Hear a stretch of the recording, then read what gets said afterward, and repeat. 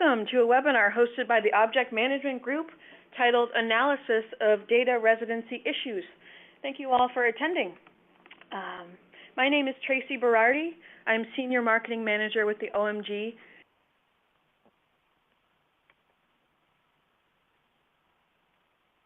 To talk about data residency, which we've defined as a set of issues about moving and storing data, laws, privileges of law enforcement authorities, etc. And there's an ever-extending web of laws and regulations in different jurisdictions, some of them conflicting, that is starting to threaten the ability to conduct. So I'm joined by my colleagues from the OMG to discuss some of these issues. Mr. Andrew Watson is Technical Director at the OMG. Claude Boudoir is an energy domain consultant to the OMG and owner and principal of Sebe IT and Knowledge Management. On the OMG,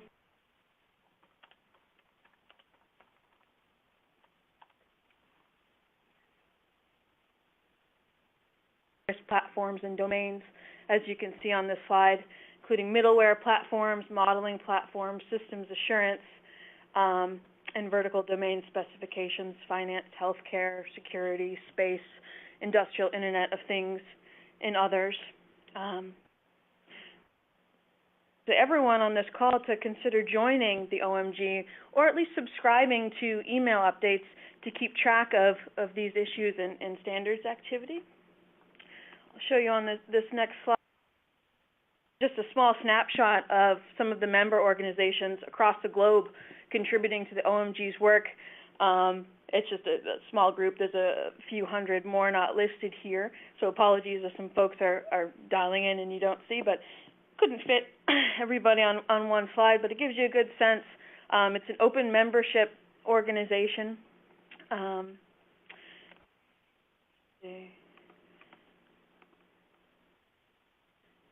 Here we go. Tracy, your audio is occasionally cutting out, so maybe speak closer to your microphone. Oh, okay. Thank you, Claude. So this is our hosted part one. It was in May of this year. The first presentation was a general overview of this topic and a call for industry feedback. And today we're getting together because we have the results from that request for information, that RFI that was sent out. And we want to talk about some of the early findings, and we'll touch on the types of data that are impacted, the regulations concerned, the resulting risks, the way data residency is governed inside organizations, and some of the in the future. And then we'll conclude with a summary of next steps for the Data Residency Working Group and explain how you can get involved if this is of interest to you. So with that brief introduction, and hopefully I didn't cut out too much, I'll turn this over to Claude. But I should mention, too, we would love to have questions, and you can submit questions to the Questions tab in the Bright Talk interface here. In the Attachments tab, including a PDF of today's presentation. Claude? Thanks. Thank you, Tracy, and hopefully I won't cut out. I apologize to the audience for the fact that either there's a small technical problem or we had a microphone issue, so hopefully you hear me fine. So just staying on this slide for a second because Tracy was occasionally cut off. This is an effort that we started at the Object Management Group a little over a year ago. We had our first meeting in Berlin in June 2015, coincidentally on the same day that the European Commission announced the draft of a new data protection regulation that really raised eyebrows. And as we'll see, data residency is not only about protection of personal data, but that's definitely a significant part of it. In the successive meetings we had, we got input from various participants about some of the issues that revolve around data residency, but we wanted to get a more complete picture in order to drive our work. Hence, the RFI we issued, and the results of which we're now presenting to you. So in the RFI, the request for information, we had to define the scope of what we were looking for. So we put together a definition, even though we also asked the participants, the respondents, to tell us what definition they personally used, and we got some interesting feedback from that I will talk about.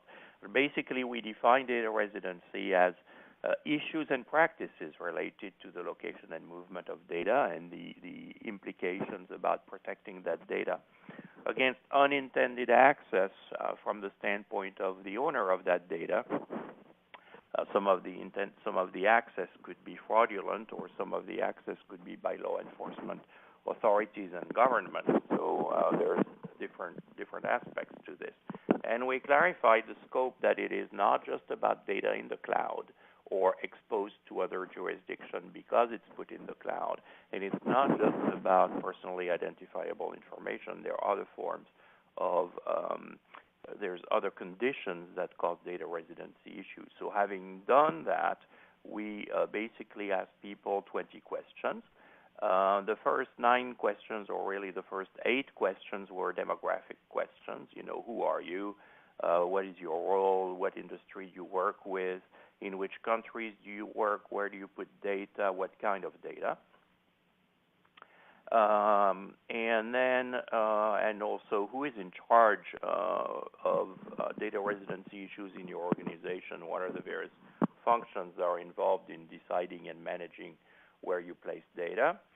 We asked a question 9, which was intended to allow people to respond confidentially if they wanted to. So we said, if you're really skittish about having your identity published, we will anonymize your responses. And in fact, we did that for the vast majority of the responses. So responses are available as OMG documents from the OMG website. However, most of them have no identification of who gave the response. And then the remaining 11 questions were the substantive questions, the ones about really the problem at hand. So what kind of data are we talking about? What are the types of risks, future risks, known incidents, and then leading to what do you think the object management group could do to help? What sort of new standards might be needed?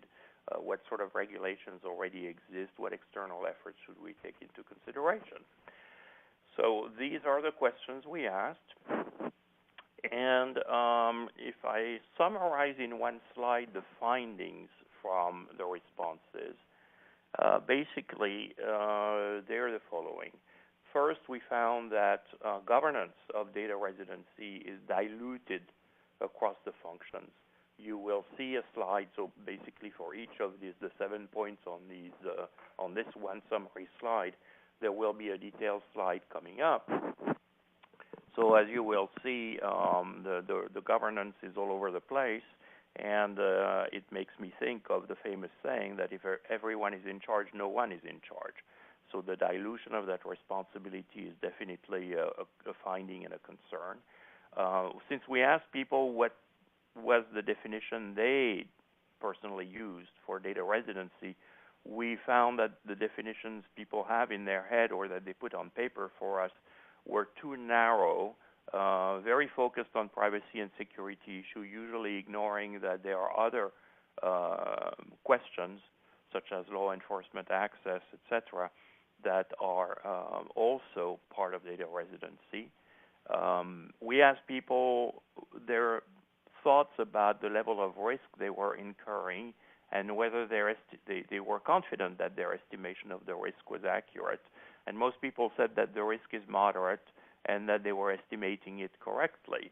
Now, if you combine that with the previous answers, knowing that the definition of data residency may be too narrow and that there's not necessarily very good, very focused governance about data residency, it is quite possible that people are underestimated the risk, in fact, because they don't think of all the facets of data residency. This is our interpretation of the results. Of course, this is not something that people told us. On the other hand, we had multiple concurrent inputs that the emergence of the Internet of Things, the IoT, is going to bring more risks in the future because there will be more data acquired from sensors and automatic systems. That's going to exacerbate the problem. We asked people to submit examples of data residency regulations, and we got very focused answers on certain topics. But basically, someone from Germany quoted all the German regulations, someone from Australia quoted the Australian regulations, and it seemed to us that there was fragmented knowledge of data residency issue.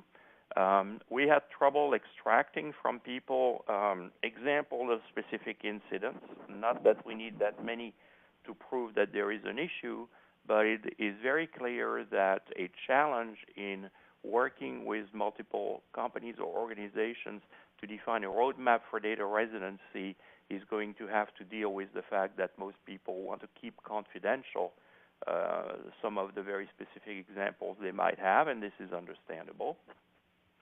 But on the other hand, and that was the final point, and that was music to our ears, people are really interested in what we can potentially do to help in this domain, and the first thing that was strongly requested is material to educate people and document the scope of the issues. So let's go into some more detailed findings. First of all, the demographic of our respondents. We had a good mix of sectors, several companies in IT, software, IT solutions, military and aerospace, healthcare, government agencies, and at least one nonprofit research organization, and that one is not did not hide its identity. It's the Fraunhofer Institute in Germany.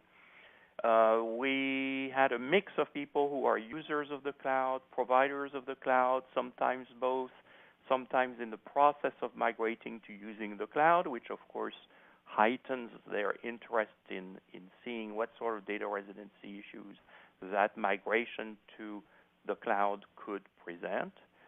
We had people from the US, Australia, and Germany, but most of the respondents have either offices in other countries or even affiliates, or they have users, individual users of their services, or suppliers in their supplier chain that are located in multiple countries, which causes data to be transferred between countries. Therefore, that opens the door to the emergence of those issues. And so therefore, they're already moving or storing data across jurisdictions. We tend to distinguish the concept of jurisdiction from the concept of geography because there are some jurisdictions that are multinational, like that of the European Union, and you have some jurisdictions that are within only a fragment of a country. There's a state law in countries like the U.S. or like India, and therefore jurisdiction and geography are not exactly synonymous, and both need to be considered. So when we ask people about their definition of data residency, we noticed most people sort of made up a definition. They were not able to quote an existing document inside their organization that defines the issue. And we noticed a bit of a confusion. A lot of people said, well, data residency, this means data location. And we really want to impress on people that there is a distinction there between data location, which is simply a fact about the data. The data is located in location X. There's data provenance, which is where the data was first created. And by the way, at its last meeting a couple of weeks ago, in the object management group, we had a very interesting first discussion on data provenance and pedigree, and we formed a new working group about it. So this is definitely a topic that is rearing its head in the area of records management. Then data residency really, in our mind, and some people correctly, we think, responded about that and have already had the experience necessary to see this, but not everyone is at that level of familiarity yet, is really about the rights and obligations of the various parties regarding the data. The various parties being the owner of the data, the custodian of the data, but also the authorities of the country where the data resides. And there's a big question about whether the fact that the data is passing through a certain country on its way to its final destination constitutes residency, and if the magic algorithms that control routing of packets around the internet causes data packets to pass through country X, does that mean that country X suddenly has a right to inspect that data or seize it or find in that data whether it tells something about one of their citizens and their activities? So there are lots of refinements to the issue of data residency that take a little while to really become aware of. So my interpretation of this is in this last paragraph. It's the same as with people. You may be a resident of a country, and then you may be located in another country at a certain time. If I'm a resident of the United States, and like I will do next Monday and Tuesday, I will happen to be in London, and if I need to drive or follow the rules of even how to be a legal, lawful pedestrian on the street, etc., I will need to follow the rules of this United Kingdom for a little while. Pardon the pun. Even though I'm not a resident of the UK. I'm a resident of the US. But I will be temporarily placed under certain restrictions, even though I expect that if I run into a problem, I can run to the U.S. Embassy and get some form of protection. So that's the same distinction between location and data residency that applies to a person. So having tried to get people to tell us what they think about data residency, and I think it tells us some very interesting things about what people do understand and where we may still need to educate people about the concept. When we asked who, as a result of this understanding, is in charge of data residency management within a company, we got quite a variety of answers that you can see here summarized. And it seems that basically just about every management function in the organization gets involved. Sometimes the CEO, but you wonder in some cases whether the CEO has the time or has the focus to really deal effectively with data residency. You of course have the CIO or the CSO, the Chief Security Officer, sometimes, but and sometimes you have the business lines, and in particular for people who offer cloud services, it's their cloud division general manager who is typically considered to be in charge of data residency issue, which does cover a large chunk of the data residency issues that company may have, but it certainly doesn't cover data residency issues about their own data, which may not be located in the cloud that they themselves offer. And you can see, for instance, the second answer, which is a direct quote, various roles, including policy, security, technical, legal, information modeling. Well, if there is that many roles involved in governing data residency, the question is, again, where is the accountability? So that is definitely something that we that we saw, and that is very enlightening. A little bit concerning, but definitely an opportunity for progress and education. We asked people what types of data pose potential data residency risks in their organization. Not surprisingly, there was a strong focus on what we call PII, personally identifiable information, and a subset of PII, or an augmentation of PII, which is PCI, patient care information in the medical field. So you have all the normal things like social security numbers, contact information, tax information, banking information, criminal history, background checks in employment, the location of people and their past locations, etc. And in places where you have significant video surveillance happening, the residency of these recordings, whether they are stored in the country or somewhere else, can definitely be an issue, especially given the emergence of face recognition software in recent years. We have people who have concerns, of course, about their intellectual property. So manufacturing companies are wondering if they use a cloud service to store all their product data, where that is, and whether it, as a result, could be prey to potentially government-sponsored industrial spying. All sorts of basic productivity information, email, calendars, etc. And a few people mentioned something that in the data residency working group at the OMG we're very well aware of, in particular because, as Tracy said, I come from the energy sector, and so I am very aware of the issues of sovereign data when it comes to, in particular, oil and gas resources of country where those resources are considered a natural asset. And we had some respondents mention it, but very few. But that is definitely something that needs to be considered, is what happens when that data is being processed by contractors who are moving that data to another country in order to process it, because that's where their computing resources are, and then potentially are returning the processed data to the country of origin, but the data has been stored in another country in the meantime, and it's considered quote-unquote sovereign data. And then we have a number of people who said, well, we're a cloud provider, so in a sense we don't know and we don't care. Our customers put data in our cloud, and they're responsible for their data. And we think that, that's of course understandable. It is true that the cloud provider doesn't know and arguably shouldn't know what is in the data.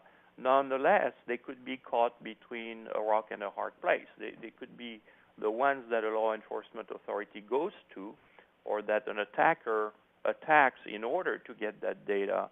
So they cannot completely, if you want, wash their hands of the type of data they are the custodians of, and that certainly creates a risk for the provider. But that's the answer we got generally at that point, and it is understandable and potentially legitimate. From that question about the data, the nature of the data, we went naturally to, what are the scenarios that expose the data to residency issues. So we asked that in the form of questions both about the data and about the nature of the risk. And people mention data center consolidation. If you have a data center in one country and you close it down in order to consolidate it with a data center in another country, automatically that means that some data is going to be moved. Does that create a problem? The move to cloud-based storage. So if you had on-premises storage and you decide instead to put that in the cloud, and the cloud is not hosted in your own country, what does that create as a risk?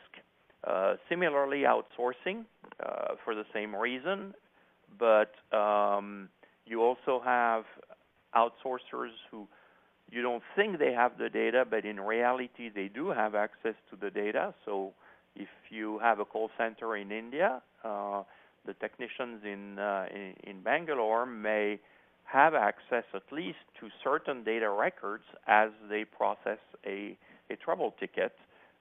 Does that constitute a data residency issue? Does that mean that record suddenly has become accessible to people in the country where the call center is hosted?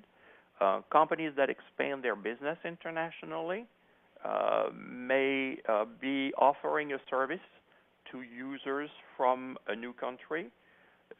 Those users then, by virtue of using your application, are now depositing some data in systems that are not in their home country. Do they realize it, and does that expose their data to unintended access? We had several people mention a very interesting situation we hadn't frankly thought about initially. There is research data, in particular now in the genomic area. That is, there's data sets that are supposed to be anonymized. The name or identity of the people whose data is in the data set is supposed to be hidden, and that data is being licensed and shared across boundaries.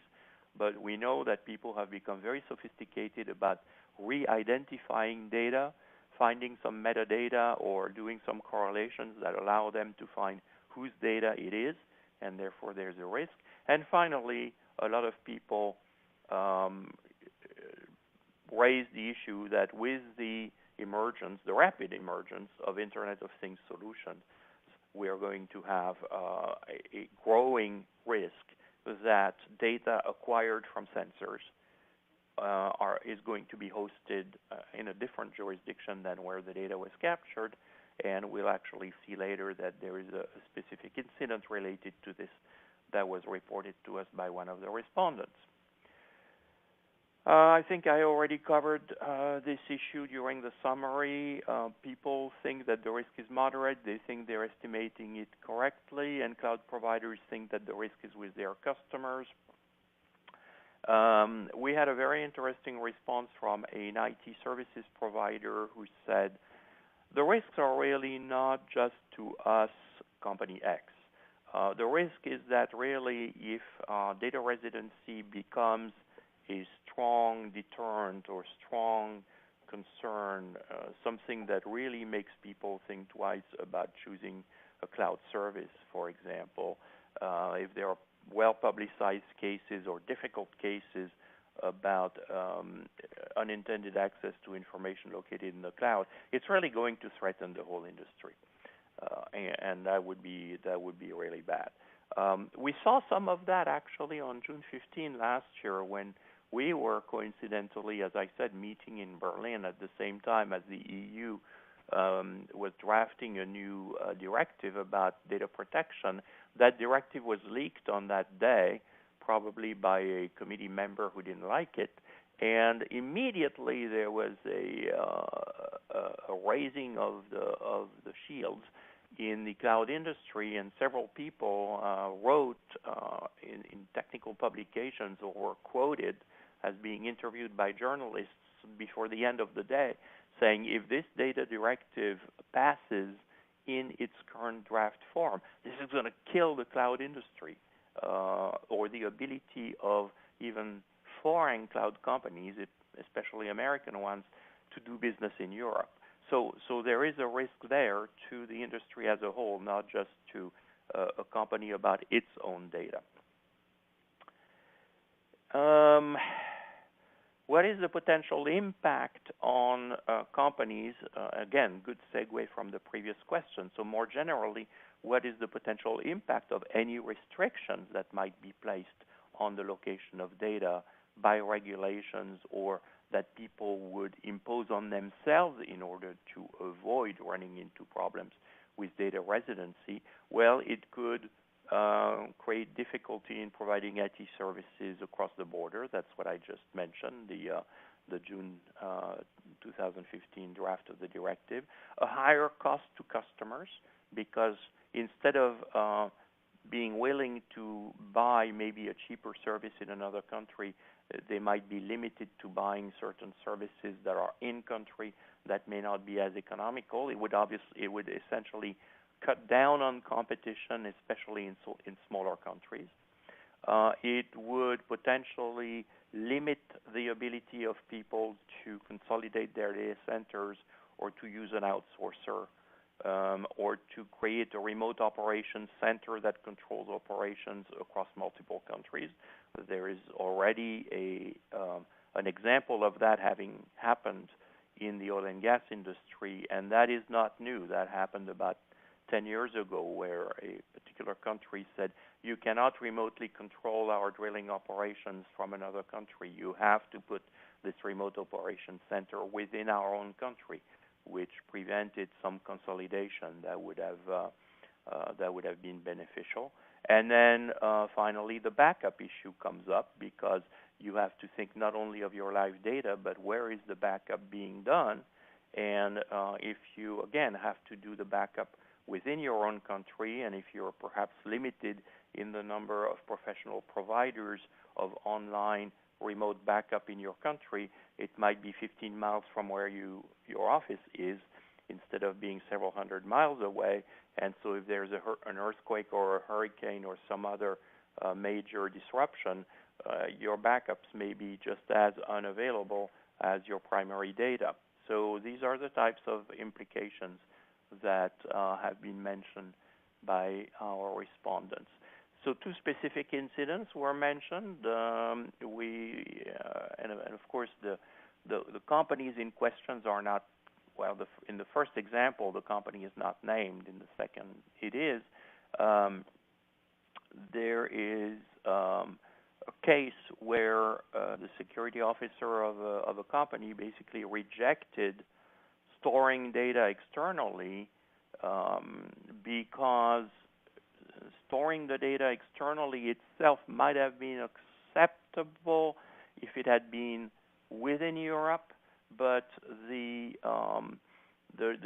European entity in question would have put its data, and that would have created log data from the managed service that would have been hosted outside of Europe. And after examining the sort of legal access to that data that would have been provided to the authorities of the hosting country, the security officer rejected that solution. The second example is closer to the IoT issue that we mentioned earlier, Internet of Things. The German Automotive Association, ADAC, looked at what is going on in modern connected cars. What is the kind of data that is uploaded to the manufacturer's servers in order to monitor the performance of the cars? And the problem is that because, of course, cars from various brands are being sold across borders, this upload of data from the car may cross borders. And the ADAC published the results. There's actually a website where this is located, and they have no authority, of course, to prevent that from happening, and might not be desirable even from the viewpoint of the driver who wants monitoring of the performance of their car potentially in order to receive alerts. But they certainly requested from the manufacturers that they be more transparent about telling the drivers, when you drive, the following data is going to be collected, and it's going to be moved to our servers in Detroit or our servers in Yokohama. And that is the kind of concerns that people are unaware of typically. So then we moved on to the proactive part of the survey, and we asked people, what do you think we could help with at the Object Management Group? And we suggested some things in the RFI so that people wouldn't stare at a blank page, but we also opened it up to other suggestions. So we suggested that we would publish a discussion paper, and that is what we are going to do. Discussion paper is what most of you might know as a white paper. At the OMG, we call them discussion papers. That we might collect the information about the types of data that is problematic and make it into a published taxonomy. That, of course, could be part of the discussion paper, or it could be a separate document. We haven't decided yet. And then the big question is, which existing OMG standards can we expand to address data residency issues, and possibly which new standards might we need? And these would fall, we think, in two categories. Can we standardize the metadata about data provenance, locations, and restrictions that would allow a data set to be accompanied by metadata that would help manage it? And then could we actually implement in middleware, for instance, middleware, or actually even in operating systems or in network routers, etc., a standard capability that would allow the movement of data to be either restricted or at least monitored if the metadata says this data should stay in the UK, for instance, can we detect that someone is trying to move that data outside of the UK, and can we at least flag it if there's some sort of middleware capability that can be implemented? And this is a bit far-fetched, but that's obviously potentially part of our roadmap. People also said, that's the right column on this slide, we really would like to share best practices from people. I'm pretty sure that people would want this to be anonymized, but we as the OMG can facilitate that potentially by being the editors of a best practice thing. Now, you have to realize that the role of the OMG is not just education. Our organization is a standards developing organization, so we can't be everything to everyone, but we are going to consider these requests. Publishing an online bibliography that is really, in particular, a catalog of all the regulations and the standards that people should know about, as well as other papers and articles on this topic. There's been a request, can we have a sort of a newsletter or frequent updates, alerts when a new regulation comes out? Again, that represents a certain amount of work that is a little bit different from setting standards, so we have to consider that, but I'm just reporting here regardless of the feasibility on what the findings were. Adopting privacy policy ontologies for transnational use, so that basically jives with the next to last point on the left-hand side, what a standard set of metadata that could be related to ontologies also. There's a question of addressing the data in transit. I mentioned that point. This was sort of phrased as a question in a couple of responses to the RFI, but it seems to be quite a valid point. And then the question of data encryption. Most people say, well, if I want to store data outside of my country and I'm concerned about other people accessing it, I'm just going to encrypt it. Yes, but some countries say if you store encrypted data in this country, some legal authority, maybe some Ministry of Homeland Security or whatever, needs to have access to the secret key. So by virtue of placing an encrypted data set in another jurisdiction, are you actually also committing to delivering the secret key to a foreign government office, in which case, at least from the standpoint of privacy versus that government, it sort of negates the intent of having encrypted the data. So these are all questions that people would like us to address. So I'm going to sort of move to the conclusion in order to leave close to 20 minutes for Q&A, and you can start populating the questions if you want based on that by clicking on the question button on your screen. So basically, what have we learned through this exercise? And by the way, having really participated very actively in this from the drafting of the RFI in December until now, I think we are learning a lot, and there's a lot of these conclusions and these findings that are going to be very educational for people already. But the main thing is, yes, data residency is a challenge. It can be a serious challenge, and it's a challenge not just for users who don't necessarily know where their data is, but it's a serious challenge for the IT suppliers themselves who find this potentially a threat to their ability to do business. We definitely at the Object Management Group are committed to helping. At least the first step is very clear. We're going to take these findings, we're going to write them more completely, we're going to add some analysis to what people sent us, we're going to add references and bibliography and whatever else we can glean from the various meetings we have been conducting now for a year on this topic, and we will publish this. And then we're going to look at how can we help within the scope of the mission of the OMG. So what standards might help about metadata, and is there also a way to formally describe data residency and regulations using some formalized language, just like OMG has this standard called Semantic of Business Rules and Business Vocabulary, SBVR, which describes in formal English, if you want, the content of a business document. We could imagine doing the same thing for data residency regulation and creating a formal expression that lifts ambiguity about what data residency regulations contain. So that's the short conclusion. This leads us to this roadmap slide. So these are the sort of 5 phases of this effort.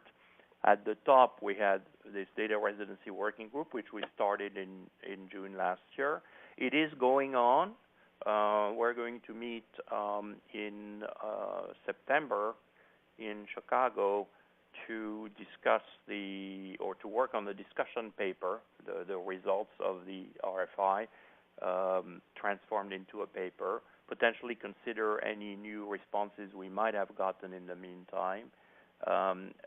So the working group is ongoing, and we certainly encourage people to join us. That led to the request for information. We had a deadline of May 9, but we're not too picky about receiving late answers because we still have time to integrate them in the discussion paper. So the RFI is available from the OMG website. Actually, if you Google OMG Data Residency RFI, you'll probably land on that page directly. And we certainly invite more responses. The analysis of responses and the creation of the discussion paper is something that is starting almost immediately. We'll probably have a draft of that discussion paper at the Chicago meeting in September, and we'll probably complete it and release it by the end of the year, of this year, at which point we will have roadmap discussions of what are the standards that we could try to make emerge. And the way the OMG process works, and it's a very open process. OMG is a member-driven organization. You take out of it what you put into it, etc., is that if we deem useful to create some new standards, then we draft and approve and issue requests for proposals, and it is the members who come up with proposed specification for a new standards. It's not the OMG staff, which is very small. It's the members who come together and work out a proposed new standard, and then we go through an open process of discussing it and approving it and publishing it. And that would start next year in 2017. And some of these efforts, we go very fast compared to organizations like ISO, but it still takes a couple of years to go from issuing an RFP to converging on a solid specification and publishing it. So potentially by the end of 2018, or more probably 2019, would be when some standardization of whatever kind is determined by the members would emerge. So again, new answers to the RFI are still helpful. So you're welcome to find this RFI and respond to it. And again, your responses can be anonymized if you so wish. And then we have 2 upcoming meetings, Chicago in September, San Diego in December. It's sometime during that week. We haven't decided yet. Usually it's on the Tuesday or Wednesday of that week. But the schedule will be posted on the OMG website pretty soon. We have a mailing list, dataresidency@omg.org. If you want to join it, you have to send an email to request@omg.org. And there's not a special syntax. This is actually read by a human, believe it or not. And a nice human too, but you you can be polite, like the grandmother in England making her Google searches. You can say, please add me to the data residency mailing list in that message to request@omg.org, and you will be added to the mailing list, to which we do not send very many messages, but we keep people posted on what we do. So with that, there's 15 minutes left, and I'm going to pass the baton back to Tracy Berardi in order to moderate the Q&A period. Great. Thanks, Claude. How is my phone connection this time? Right now, you're doing fine. Oh, good. I'm sorry about before. We do have a couple questions, and now's a great time if you have any lingering questions that aren't yet in. First question, what was the most surprising RFI finding? Tracy, I can perhaps, we'll all have our own answers to that, but I could perhaps just pitch in there. This is Andrew Watson. I'm OMG's technical director. I'll come to that, answering that question in a second. Just a couple of observations. First of all, thank you very much indeed to Claude, who did essentially all of the heavy lifting on analyzing the responses to this RFI. Perhaps one of the most surprising things for me about the responses was just how many of our responders asked for anonymity. We thought that perhaps, one or two might. We ended up in a rather good news, bad news situation in that we actually had responses from many of the big names in the cloud service industry. Unfortunately, I can't tell you who they are because all of them said, we're willing to share our observations with you. We're very happy for those observations to be anonymized and aggregated and distributed as part of your analysis of the RFI responses, but you can't say who we are. And in most cases, they said, you can't even say that we responded to this RFI. So this is an issue, and as I say, I was somewhat surprised just how widespread this extreme caution is in the industry. I take from this that it's a widespread problem. As one of our responders said, it's a problem that does potentially threaten the entire basis, without wishing to sound overdramatic, it potentially threatens the entire basis of the cloud industry. The whole premise upon which cloud is built is that you as the customer don't have to care where your data is. It just magically is served up to you when you ask for it. It's provided out of the cloud. But of course what data residency is about is examining the problem that actually there are cases, there are potentially quite a lot of them, where you absolutely do have to care what regulatory jurisdiction your data falls into. So we learned from this that it's potentially quite a widespread problem. There is awareness of it, and of course this has been only heightened by things like the recent collapse of Safe Harbor. Safe Harbor, an agreement struck between the EU and the US over a decade ago, precisely to address data residency concerns by European data managers who had to comply with European data regulations. Safe Harbor collapsed about a year ago and is possibly going to be replaced by the EU-US Privacy Shield, except that actually a lot of people I've talked to are not putting a lot of faith into that process. So, there is, I think, concern across the industry about that. And as I say, because we had so many confidential responders, that was perhaps one of the bigger surprises for me. We nevertheless are in the slightly catch-22 situation. As Claude mentioned, if we, OMG as an organization, are going to be able to provide solutions in this area, we do need the people who are concerned about this issue but are wary of coming forward. We do need them to work with us to help provide solutions to this. Perfect. And Claude, do you have anything to add before we go on to the next question? Well, not really. I think Andrew's answer is really a good one. On my part, I think the one thing that surprised me a little bit is how many companies have not really organized themselves to put the ultimate accountability for data residency clearly in the hands of one person. And the fact that it looked like almost like people were answering our question about roles and responsibility by saying, oh, well, let's policy, who should be responsible for this? And then they were naming just about every function that would be impacted, but it almost sounded like off-the-cuff answers, and that the policy inside the companies about data residency, for instance, is it's the CISO or the CIO or whatever who's accountable. And yes, other functions are involved, but there is a clearly defined line of accountability. That hasn't happened yet, and I was a little surprised about that.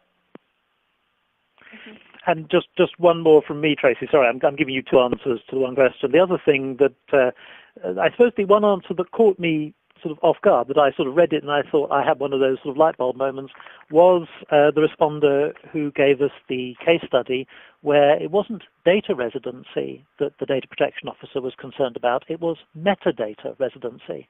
Even if the cloud provider could guarantee that the data itself would be held within a particular jurisdiction, the data protection officer was worried about log data, metadata, data about the data being held outside the data protection jurisdiction.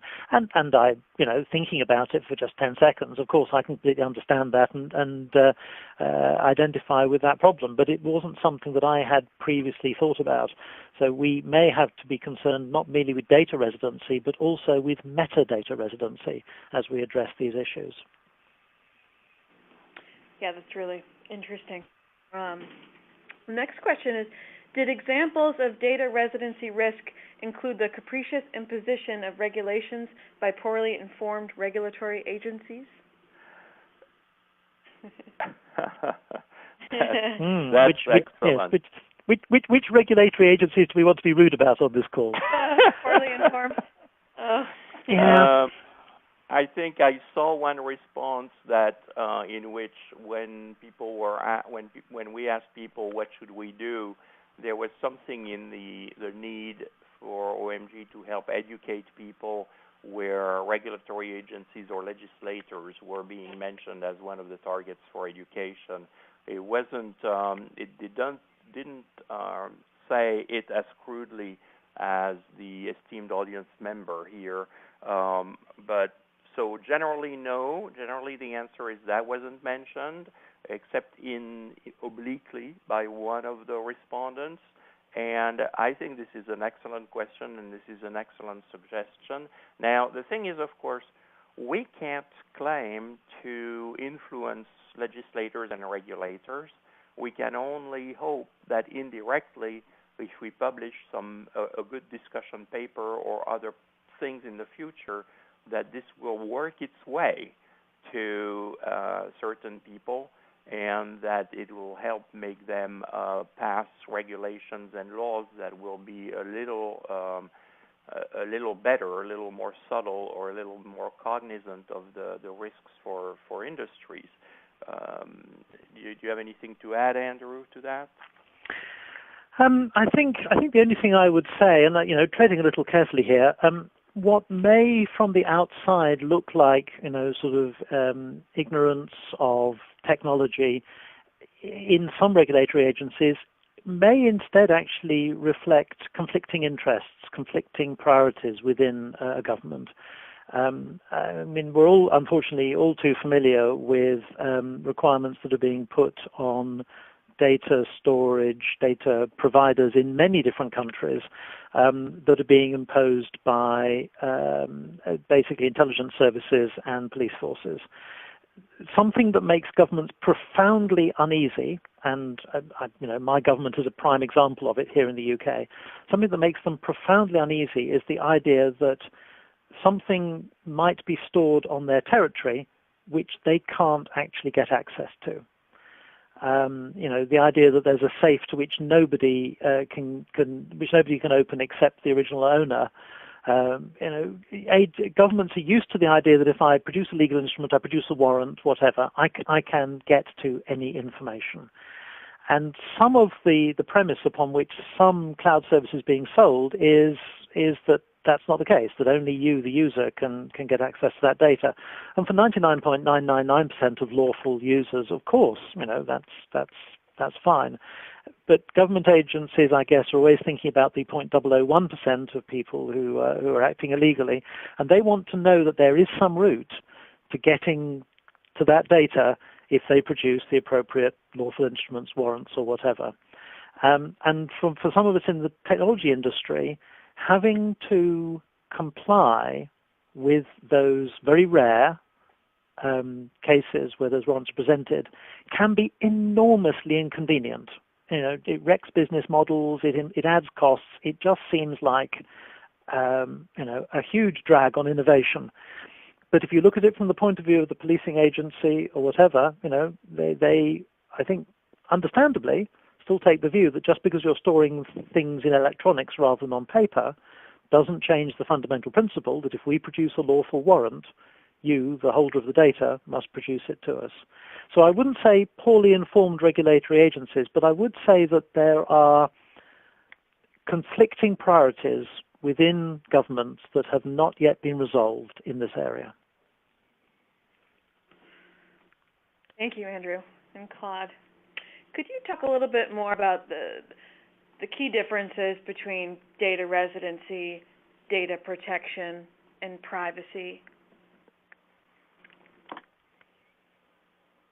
I'll go with that.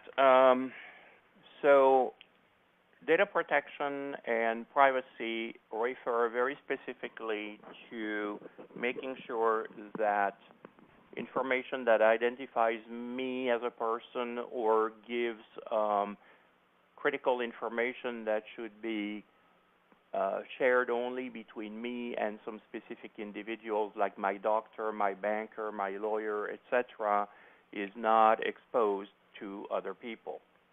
Data residency is really about whether putting data, which may include this kind of data, but may also include other data, putting it in another jurisdiction than mine, exposes that data to access that I do not intend. So there is a huge overlap between the two. Let's be clear about that. So it is legitimate to ask that question because there is a big overlap. But there's all sorts of other data that that is not typically considered as an issue of privacy, which is also an issue of data residency. So if you take the example of the genomic data set that's supposed to be anonymized, yeah, you could say it is a privacy issue. But when you talk about the licensing of data, suppose you're in a country where there is very strong intellectual property laws and a set of genetic data that you've created in a research lab is copyrightable or is patentable, but you loan that data under license to another research institute in another country, which is in a country where the laws are that genomic data has to be public, open source, and you cannot make money out of it. Suddenly, you've created a problem which may have nothing to do with the fact that the data is re-identifiable. Maybe it's not re-identifiable at all, but you've created a data residency problem because the ability of the source of the data to protect it using copyright laws or patent laws from their jurisdiction is now violated by the fact that that data has been moved to a country where the copy that's been placed in that country now, according to the laws of the recipient country, can be disseminated without restriction. So this is a kind of unintended access consequence that in this case has nothing to do with privacy and is definitely a data residency issue. And the other example I'll quote, and we're coming to the end, so I don't want to take too long of a time, is oil and gas data or uranium mining data or whatever, that a country says that data is mine and it's a state asset to have that data. And so there's absolutely nothing about privacy in that, but there is a data residency issue. Someone says, I don't want that data to leave my country. So data residency is broader than privacy and data protection, although it contains it. Mm-hmm. Perfect. And just real quick, question about when do you think standards might start emerging? And if we want to get involved in this effort, what are some things you could do to help the working group? Well, that's a great circular question because actually the two parts of the second part of the question is the answer to the first one, and I'm not saying that flippantly. I don't mean to make fun of the questioner, but the standards will emerge when people come together to decide which standards should we have, and then to work on making those standards emerge. As I said, the OMG does not have a technical staff to create standards out of the blue. It basically facilitates joint efforts by its members to create these things. So we need people to come to the table. We already have some people, but we certainly could have more, to come to the table, discuss where should we go based on what we've learned, and then have some of the technical people who understand issues of metadata and ontologies and the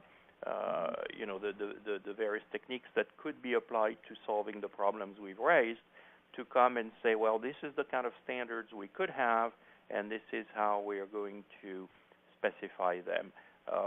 So the question about how you can come and participate is the answer to the question of when can we expect to have standards come about. You can go to the OMG website and find the links there. You can participate in the meetings I've mentioned, and you can sign up for the data residency mailing list, where we will obviously announce the next step in the next meetings. If you just have a general question, you can write Andrew at omg.org. That's Andrew Watson, my friend with the British accent. Or you can email Tracy, that's Tracy, Tracie, at omg.org, and either of them will answer and tell you what you can do. Perfect. And we're at the top of the hour. Just a quick reminder, this recording, it's being captured, and right after we end here, it'll be available on demand. We're going to go ahead and send a message to our data residency email list so other folks can join in. But thank you again, Claude and Andrew, and for everyone joining us. I hope you have a great rest of the day. Bye. Bye, everyone. Thank you for attending.